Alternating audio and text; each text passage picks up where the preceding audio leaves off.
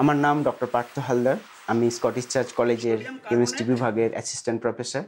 এখানে under graduate এবং post graduate স্টুডেন্টদেরকে আমি টিচ করি, সাথে সাথে প্র্যাকটিক্যাল ক্লাসেও আমি তাদেরকে হেল্প করি। সুন্দরবনের দুলকি গ্রামে ডক্টর পার্থ হালদারের জন্ম হয়।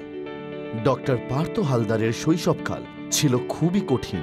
যখন তখন নদী পের হয়ে বাঘ চলে আসতো, রয়্যাল বেঙ্গল টাইগার, এবং এছাড়াও আমাদের সমস্যা ছিল অনেক রকমের পয়জনাস স্নেক, সাপ আমাদেরকে অ্যাটাক করতো, কারণ সেখানে কোনো ইলেকট্রিসিটি ছিল না, চারিদিকে অন্ধকার। দুলকি গ্রামের স্কুলে মাত্র ক্লাস 4 পর্যন্ত ছিল, তাই উচ্চশিক্ষার জন্য পার্থকে অন্য গ্রামে যেতে হয়েছিল। আবেল হাই স্কুল ছিল আমাদের বাড়ি থেকে 6 কিলোমিটার দূরে। তো স্বভাবতই আমাদের পায়ে হেঁটে অথবা সাইকেল করে যেতে হতো প্রতিদিন স্কুলে। সেই সময় ইলেকট্রিসিটি না থাকার কারণে আমাদের কেরোসিনের যে ল্যাম্পগুলো হয়, সেই হ্যারিকেনগুলো আমরা ইউজ করতাম আমাদের পড়াশোনার জন্য। পার্থ 10ম শ্রেণী ভালো নম্বর পাশ করে। তার শিক্ষকদের দ্বারা অনুপ্রাণিত হয়। পার্থের বাবা মা তাকে 300 কিলোমিটার দূরে মেদিনীপুরে বনমালী ছাতা হাই স্কুলে ভর্তি করে। পার্থ প্রথমবার তার বাবা মা ও বাড়ি ছেড়ে বাইরে গিয়েছিলেন। যখন আমাকে হোস্টেলে ছেড়ে আসলো আমার বাবা এবং মা সাথে করে, তখন আমার বাবা আমাকে একটা বাইবেল দিয়েছিল। সেই বাইবেল দিয়ে তার একটা পদ, যেটা লেখা আছে মথি 6 অধ্যায় 22 পদ, সেটা উল্লেখ করেছিল। সেখানে লেখা ছিল যে চক্ষু শরীরের প্রদীপ, তোমার চক্ষু যদি সরল হয় তাহলে তোমার সমস্ত শরীর দীপ্তময় হইবে। হোস্টেলের জীবন তার জন্য একটি নতুন অভিজ্ঞতা ছিল। খুবই শীঘ্রই পার্থ তার পিতার দেওয়া বাইবেল ও বাইবেলের বাক্য ভুলে গিয়েছিলেন। তখন আমি একটা আলাদা স্বাধীনতা অনুভব করলাম। স্বাধীনতা, সেখানে আমাকে গাইড করার সেই রকম ইনস্ট্রাকশন দেওয়ার নেই, স্বাধীনতা। বন্ধু বান্ধবের সাথে অনেক সময় কাটাতাম, বিভিন্ন সময় বন্ধু বান্ধবের সঙ্গে আড্ডায় বসতাম, এমনকি ধূম্রপানেও আমি তাদেরকে সহায়তা করতাম। পার্থ তার পড়াশোনায় পিছিয়ে পড়ে এবং অনেক কষ্টে তিনি তার ক্লাস 11-এর পরীক্ষাও দিয়েছিলেন। যখন তিনি ছুটিতে বাড়ি ফিরে এলেন, তখন তিনি মনে মনে দুঃখিত ছিলেন।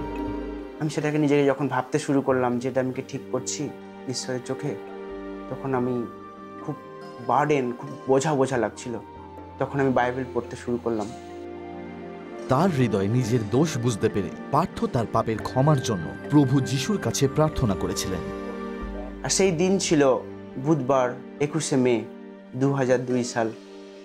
যখনই আমি আমার নিজেকে স্যারেন্ডার করলাম, নিজেকে সাবমিট করলাম, মনে একটা আনন্দ, একটা তৃপ্তি, একটা যেন বোঝা ঝেড়ে ফেলার একটা যে রিল্যাক্সনেস, সেটা একটু ফিল করছিলাম। কলেজে ফিরে এসে পার্থ নিয়মিত বাইবেল পাঠ করেন এবং তার পড়াশোনায়ও মনোযোগ দেন। আমি আমার নিজের জীবনের জন্য আমি প্রতিশ্রুতি নিলাম যে আমার পথ, আমি ট্র্যাকটা চেঞ্জ করব।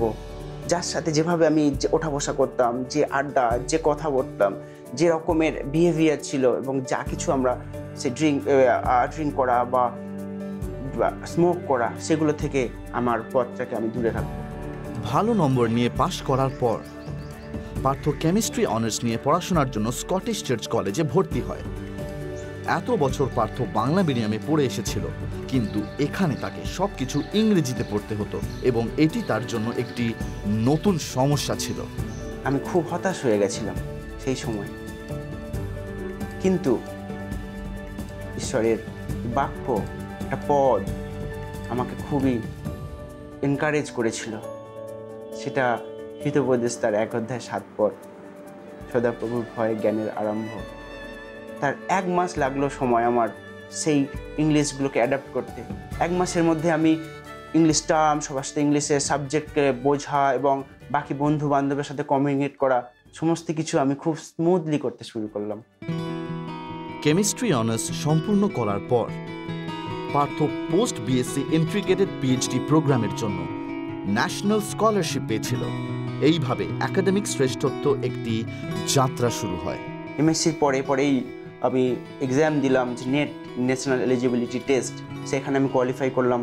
তার সাথে সাথে আমি যখন ইন্টিগ্রেটেড পিএইচডি স্কলারশিপের সাথে সাথে আমি যখন আরেকটা স্কলারশিপ পেলাম, তখন আমি ইন্টিগ্রেটেড পিএইচডি স্কলারশিপ থেকে মুভ করে সিএসআইআরে যে 2008 থেকে 2010 আমার জুনিয়র রিসার্চ ফেলো হিসাবে পিএইচডিতে জয়েন করলাম।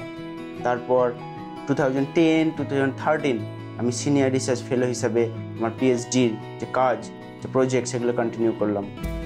পার্থ হালদারকে 2013 সালে রাসায়নিক বিজ্ঞানে ডক্টরেট ডিগ্রি প্রদান করা হয়েছিল। তার জীবনের সকল সমস্যা বাধাগুলি অতিক্রম করে তার জীবনে এক নতুন শুরু ছিল। সমস্ত কিছুর মধ্যে আমি বাইবেল আমাকে দুটি ক্যারেক্টার খুবই আমাকে সহায়তা করেছে, সেটা জোসেফের ক্যারেক্টার এবং দানিয়েলের ক্যারেক্টার। আমি দেখেছি যে ঈশ্বর কিভাবে জোসেফ এবং দানিয়েলকে প্রত্যেকটা সিচুয়েশান যেভাবে তাকে সাহায্য করেছিল, তাদেরকে উন্নত করেছিল দিন দিন, তেমনিভাবে আমাকে ঈশ্বরের কাছে সমর্পণ করেছিলাম। আমাকেও দেখেছি যে ঈশ্বর স্টেপ বাই স্টেপ কীভাবে উন্নত করেছে। বনিতার সাথে বিবাহের পর তাদের একটি পুত্র সন্তান প্রয়াস তিমথিকে পেয়ে ডক্টর পার্থ হালদার তার পিতা মাতা, শিক্ষক এবং প্রফেসরদের প্রতি কৃতজ্ঞ, যারা তাকে সঠিক পথ বেছে নিতে সাহায্য করেছিল। সর্বপ্রথম ডক্টর পার্থ হালদার ঈশ্বরের প্রতি কৃতজ্ঞ। আমি ঈশ্বরকে, প্রভু যিশুকে ধন্যবাদ দিই, কারণ তার গাইডেন্স, তার যে পিস এবং তার যে সান্ত্বনা এবং তার নলেজ, যে উইজডম, এগুলো যদি না পেতাম তাহলে আমি এতদূর কখনোই আসতে পারতাম না। এটা আমার ক্রেডিটে আমি কখনোই সেটাকে আমি বাকিদের সাথে যখন আমি তুলনা করছি, সবারই সব কিছুই আছে, কিন্তু আমাকে ঈশ্বর এইখানে তুলেছেন, সেজন্য আমি প্রভু যিশুকেই একমাত্র ধন্যবাদ দিতে চাই।